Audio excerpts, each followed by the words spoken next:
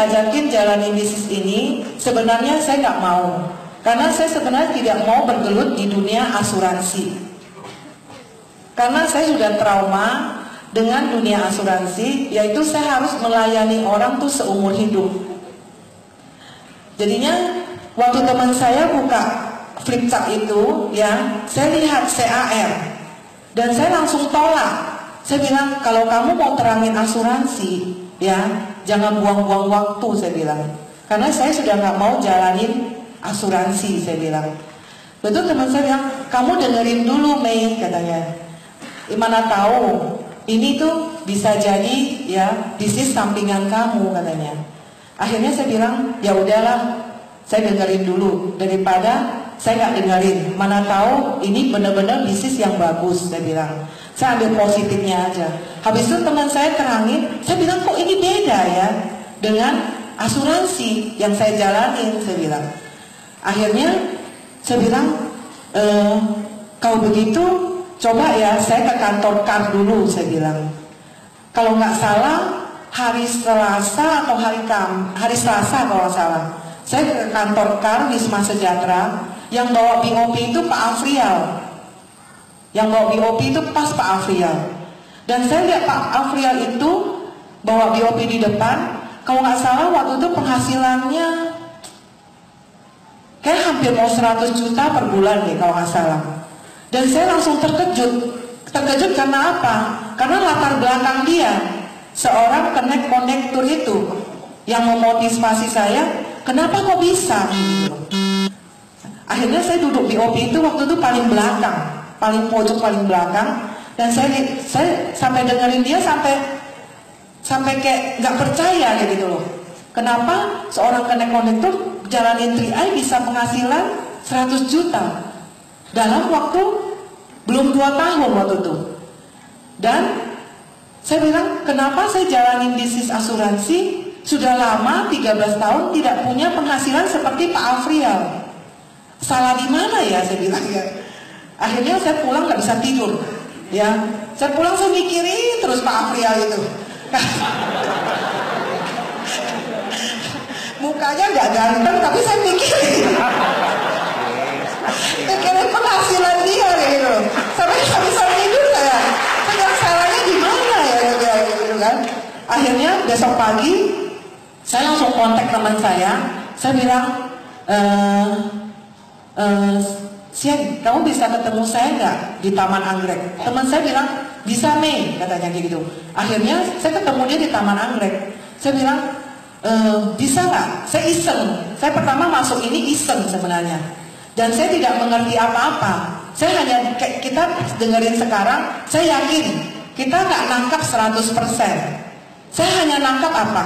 Saya hanya nangkap ngajak 5 orang bisa dapat 800.000 itu. Saya hanya ingat itu aja. Akhirnya saya dengerin itu kan, akhirnya saya bilang, ya udah, saya cari 5 ya, kamu presentasi ya, saya bilang kayak gitu kan. Akhirnya saya ngajak teman-teman fitness saya, karena saya setiap hari tuh hampir seminggu 3 kali fitness. Jadi awal yang saya ajak tuh teman fitness. Habis itu teman fitness saya dengan tabungan cuma 350.000, langsung teman fitness saya pada ambil. Dan pertama kali saya jalanin ini ya, saya hanya merekrut 10 orang. 10 orang aja. Dan sekarang mitra saya hampir 40.000 lebih, hampir 50.000. Dan itu saya pertama jalanin bisnis ini aja, saya udah jatuh cinta karena apa ya? Karena saya biasa di asuransi, closing 1 orang aja berbulan-bulan. Kenapa ini saya bicara 10 orang mau kayak gitu loh.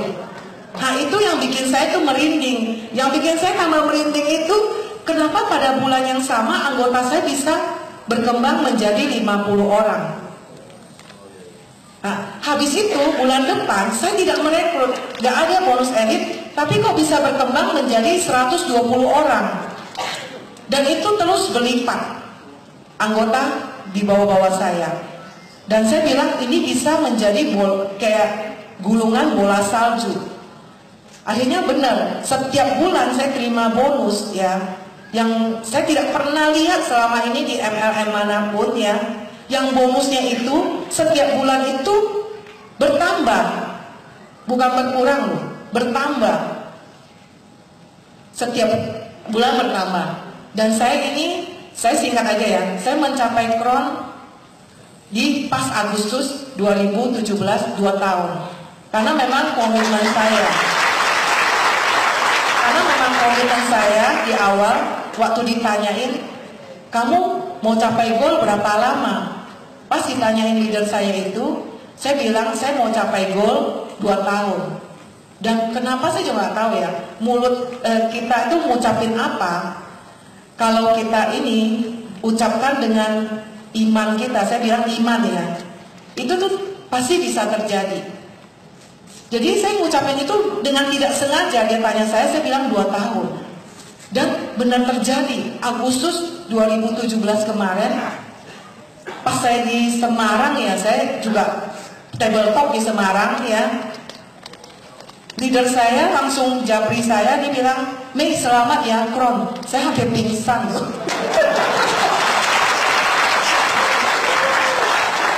Masalahnya bukan apa ya, masalahnya di awal itu saya nggak nyangka, karena downline saya itu tuh banyak yang hebat-hebat, seperti ya salah satu Pak Heri ya, Bu Koni sama Pak Robi, itu mitra saya di bawah saya ya. Dan awal itu mereka tuh di atas saya di bawah mereka, terbalik. Dan saya pernah konsultasi ke Pak Kwancen, Pak Kwancen gimana ya omset saya gede banget. Sudah Pak Kwancen dikira saya bercanda katanya. Segede apa katanya. Sudah aku itu berapa miliar ya? Saya bilang sudah 5 miliar ya kalau nggak salah. Saya bilang 5 miliar, saya bilang ngomong Pak Kwancen. Pak Kwancen bilang iya benar kaki gajah katanya. Iya, dikira saya bercanda kaki gajah. Ada downline tanya gua kan, tanya saya, Ci, ini saya udah kaki gajah. Saya bilang, berapa omset kamu? Saya ikutin Pak Kwancen, berapa omset kamu? Dia bilang, 500 juta. Itu mah belum gajah, saya bilang. Karena tidak ada seperti saya. Kalau saya benar-benar luar biasa banget dapat Pak Heri sama Bu Koni mereka. Itu memang luar biasa banget sama Pak Robi ya. Dan pertama juga saya pikir Bu Koni, saya pikir Pak Heri kron duluan, baru Bu Koni, baru Pak Robi. Ternyata saya nggak tahu mujizat apa juga ya. Kenapa semendadak saya bisa ke depan kayak gitu loh. Saya nggak tahu, saya sebenarnya nggak tahu bisa terjadi kenapa saya ada di urutan ke depan. Padahal saya pikir pertama saya di belakang, mereka duluan. Gak taunya mendadak nama saya di depan. Mereka juga kaget sebenarnya. Bukan saya yang kaget, dia juga kaget sebenarnya. Karena saya tidak pernah mengumumkan saya kron. Memang selama ini saya tidak pernah keluar kota seperti Bu Koni sama Pak Heri. Saya hanya main di mall. Anak mall.